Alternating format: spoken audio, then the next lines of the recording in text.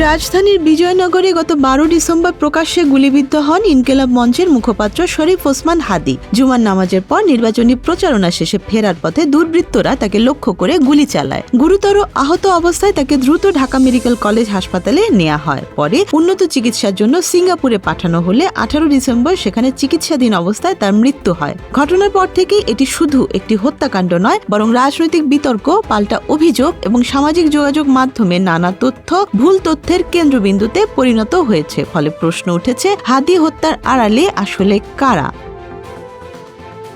হামলার আগে হুমকির অভিযোগ। হত্যার 1 মাস আগে সামাজিক যোগাযোগ মাধ্যমে হুমকি পাওয়ার অভিযোগ করেছিলেন হাদী। তার দাবি ছিল বিদেশি নম্বর থেকে একাধিক ফোন কল ও টেক্সট বার্তার মাধ্যমে তাকে হত্যার হুমকি দেয়া হচ্ছে। একই সময়ে রাজনৈতিক বক্তব্যও আলোচনা আসে। এক বক্তব্যে হাদী বলেছিলেন, বাংলাদেশের রাজনীতিতে আওয়ামী লীগের নাম নিশানা থাকবে না। এই বক্তব্য রাজনৈতিক অঙ্গনে তীব্র প্রতিক্রিয়ার জন্ম দিয়েছিল।